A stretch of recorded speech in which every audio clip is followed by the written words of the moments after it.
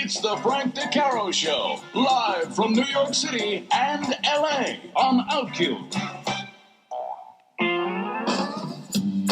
Hello there, I'm Dennis Hensley. I'm filling in for Frank DeCaro. This is the Frank DeCaro Show here on Sirius XM OutQ 109. I'm in the LA studio with Doria Biddle. We've got Gonzo running things in New York. And also in New York is our guest for this segment. He is an author, and his book is called Sally Field Can Play the Transsexual, or I Was Cursed, Not Cured. Wouldn't it be better to be cured by Polly Holliday? I Was Cursed by Polly Holliday. Welcome, Leslie Smith. Thanks for having me. There you are. Leslie, it's so nice to hear your voice. It's great to hear your voice, Dennis. But I do have to say that I think that it's a little unfair for you guys to play the pyramid game that way. I've known you a very long time, and you are a walking encyclopedia of popular culture. There is no one I know who knows more. So I think you guys should flip the game, and I think you should see if you can give clues to Doria that she can guess. I don't know anything. I don't know anybody. But see, you knew everything to say there. Like you knew what to say. But I skipped over the ones I had no idea. Right. But what would make it the real challenge is if Dennis could use his vast knowledge to pick out the things that you should be able to guess. Leslie, we didn't invite you on this show to talk about to criticize. This is not. Yeah. I think that will never happen, Leslie. Exactly. Pick up the book. Thank you very much. It was nice talking to you, Yeah. Leslie Smith. You know, because we are very comfortable in our roles in that game, and we both know that we shine. And otherwise, it was that segment. The truth is that was a very backhanded compliment. 3 compliment. hours of the show. The truth is like, no, Claire Huxtable.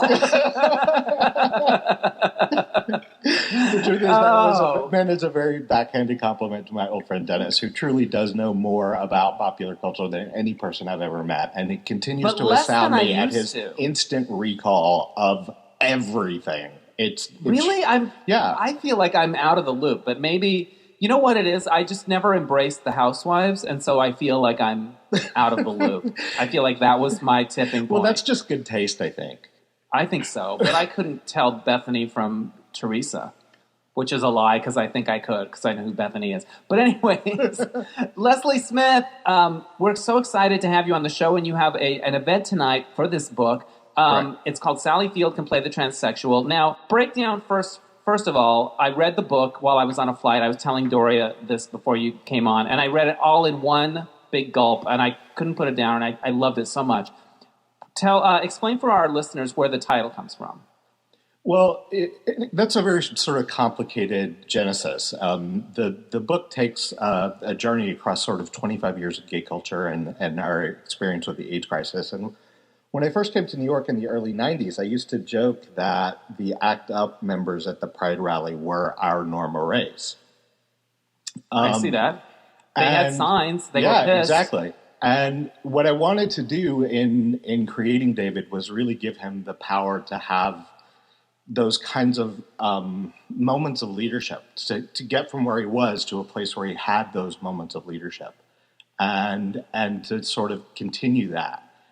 And then also in that, sort of acknowledging that the next wave of our movement really is toward the equality of the transgender people and allowing that flag to carry itself on. Right. That's really the genesis of where the title and the journey comes from. But I have sort of in the narrative given it a much more immediately relevant twist to the central character of David. Right, because it's something he projects. When he imagines his own memories, he doesn't imagine himself in them. He imagines famous actors like Sally Field. Exactly. So David is a hustler who has run away to New York City as a teenager. He has problems with his memory, and he's developed this ability to remember facts about his life by casting events as they happen. So he uses actors so that he can play back a film version because he can't remember the actual version.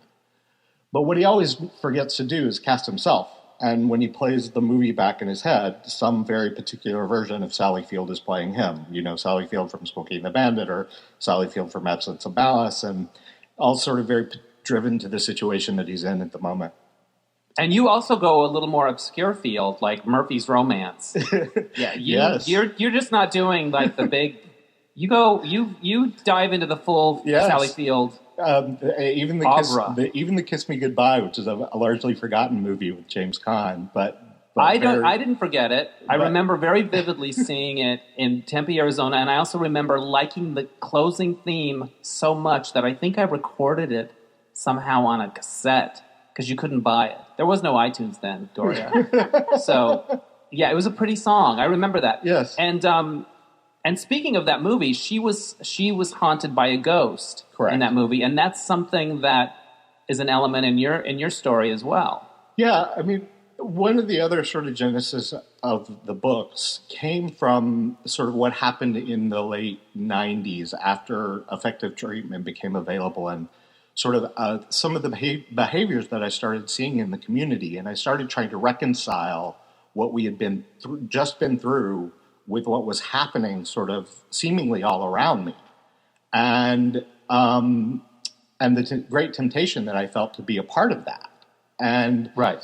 This was a real exploration of those motives and those impulses. And it does go to sort of a very dark place. It's much easier to talk about why this book is funny rather than it is to be funny talking about this book, because this book deals with very serious subjects. And it deals with very serious subjects that are very of the moment. This isn't. Yes. I mean, you end up kind of talking about PrEP and sexual behavior and barebacking and things that are very now. One of the things I really liked about it is that it was of this moment and also looking back. But it also wasn't sort of like, oh, that was 10 years ago and we put a little bow on it and made sense of it. Like you're wrestling with heavy-duty stuff and doing it in a very brave, entertaining way. Did you feel vulnerable ever writing about this stuff, or were you worried? Because there are issues that people have strong opinions about, and were you ready to take on what people were going to say about it? Well, in being truly honest with myself, what I had to really come to understand was that a lot of these impulses were really born in PTSD and survivor's guilt and grief. And to really get to the place that I started to understand how those places were connected, I really had to dig into my own experience of that. I had to dig into my own experience of what it was like to come of age in the age of AIDS and watch every man that I sort of met and potentially had a thing with start to get sick and die within weeks or months of meeting him. And looking back, I really wanted to make sure that I captured what I remembered about that time, which was that these men were incredibly brave and that they were incredibly able to hold on to their sense of humor and to make their time count. And what's interesting about the conversation that you guys were having about Pride before I came on is that what I remember Pride being at that time, when everyone knew that life was short and precious, it was about us all coming together and making the last minutes count for whatever it is that we wanted it to be. Somehow, over the years, we've subdivided ourselves into a whole bunch of different sects, and that thing that Doria was talking about just being gay is enough, has sort of fallen away. And we've subdivided ourselves into a whole bunch of different subsects that are all pointing the finger at each other instead of presenting a sort of really united front. And I think that loss is one of the reasons why we're having a really great deal of difficulty getting the news about effective treatment out. The truth is, since 2012, we've known that it is medically possible to stop the transmission of HIV using medication. But if you talk to 90% of the people on the street, most of them will say it either doesn't work or they have doubts or they don't trust it. But the facts and figures are there. The studies are there. It's medicine and science. And we have so subdivided ourselves into this culture that is based on what the other is doing instead of looking at how in our otherness we are united, that we have lost the ability to care for each other. And really, that was what I wanted David to be able to get back to. Now, David is the protagonist of your book. Tell us a little more about him for the listeners.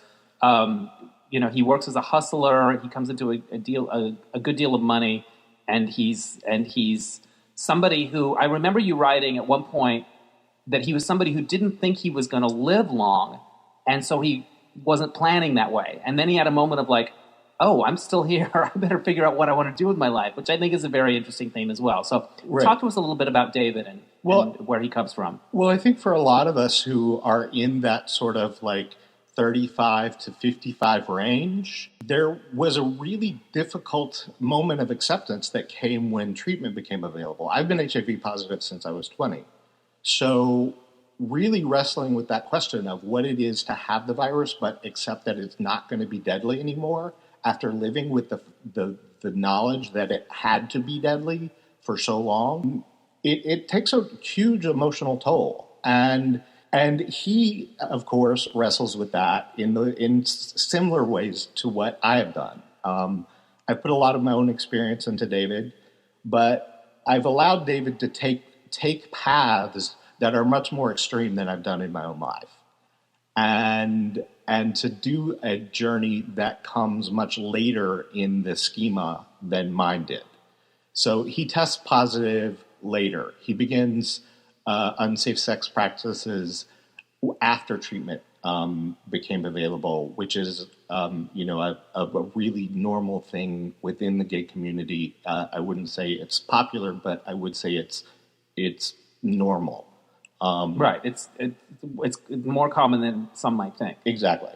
And I think that we have for nearly 20 years turned a blind eye to having an open discussion about that. And in part, we propagated the spread of HIV and the resistance to the idea that we could have a treatment by stopping that dialogue and by refusing to acknowledge that this is going on in mass numbers. Well, I think that we have to be honest about what turns people on.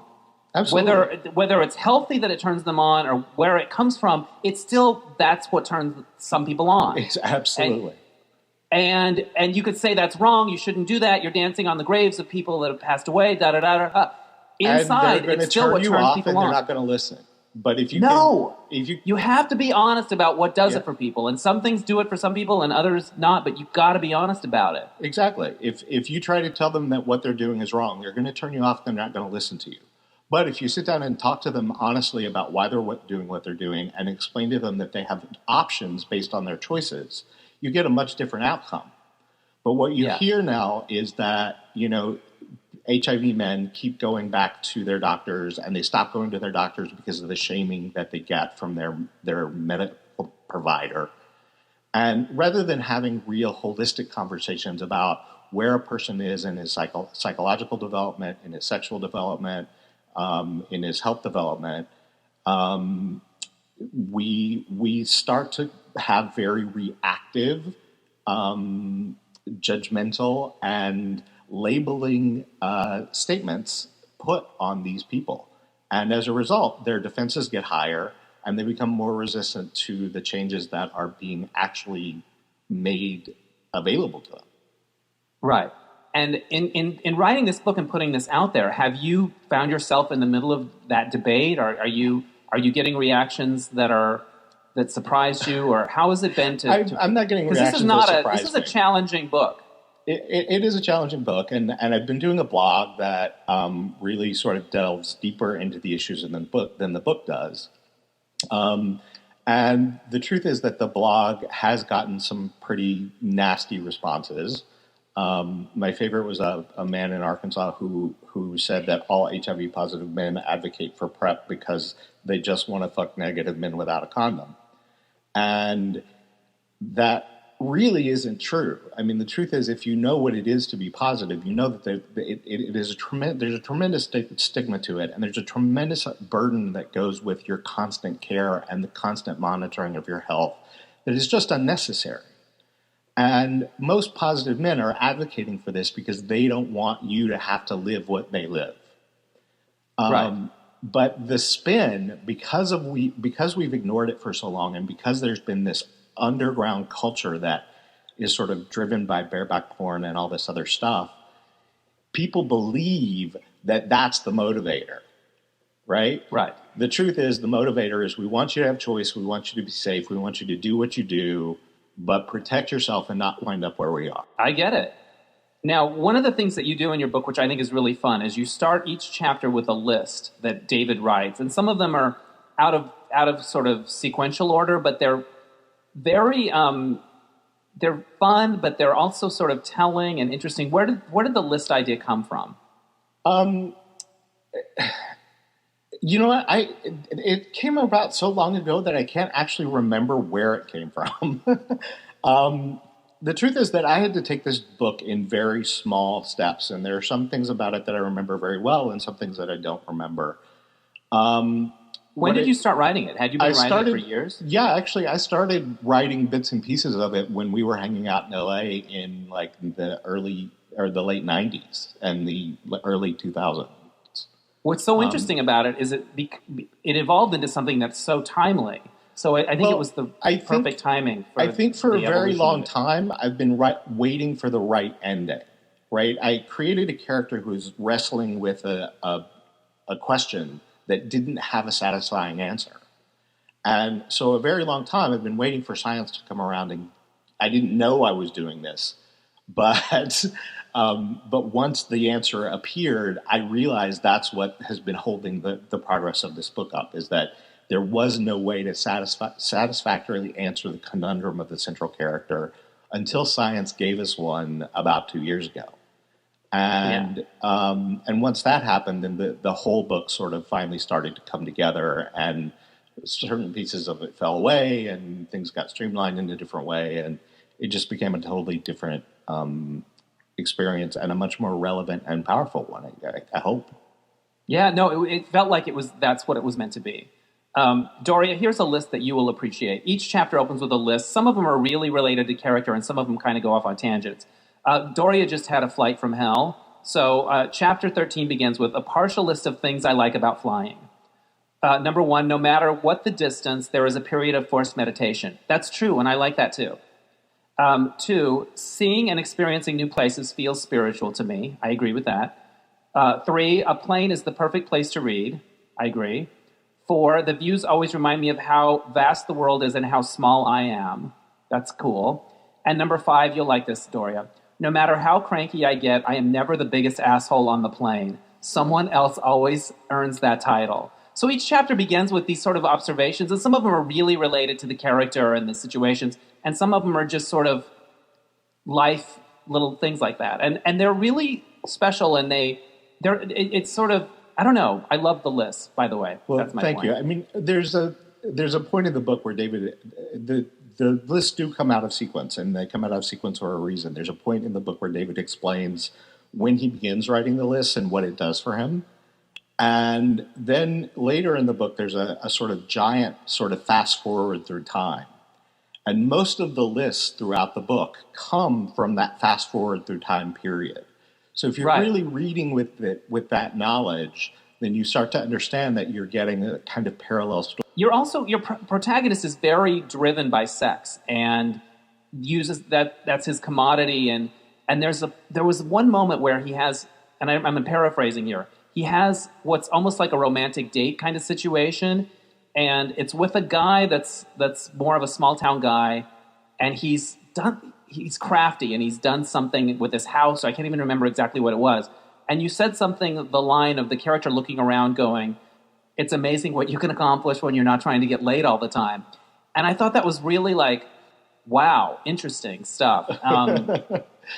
And also, in other words, you wrestle with all of this stuff. You don't come up with a lot of big conclusions, but I love the wrestling is what I liked so much about your book. What I really tried to do was put a bunch of different characters with oppositional sort of realities in close proximity to each other.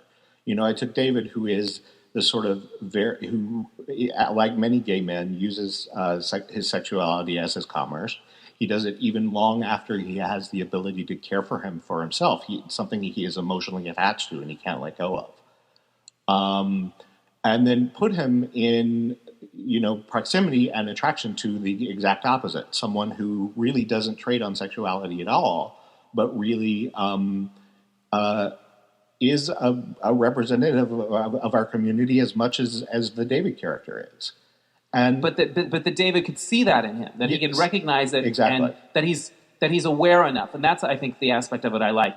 We need to break soon, but Leslie, before we go, your book is available on Amazon and places like that, right? It's available at most major retailers. Barnes & Noble stores are not carrying it yet, but we're still hopeful that they're going to start to carry it. So go to your local Barnes & Noble and complain that they don't have it on their shelves and make it happen. And raise and pull a Norma Ray of your own. Yeah. Leslie, thank you so much for joining us. This is Leslie L. Smith. His book is Sally Field Can Play the Transsexual. It's very challenging and thought-provoking, but it's also funny and a great read. It's not as heavy as maybe we make it sound. But I really loved it, and I'm so proud of you, and thank you for joining us today. Thank you for having me, and I love your work, and I love being your friend. Thanks for having me. Oh, you're sweet. I love being your friend, too. All right, check out his book. We'll continue with more fun here on the Frank DeCaro Show. More fun. After that heavy-duty conversation, more fun! Yeah, that was so fun! All right, this is the Frank DeCaro Show. I'm Dennis Hensley filling in here on Sirius XM OutQ 109.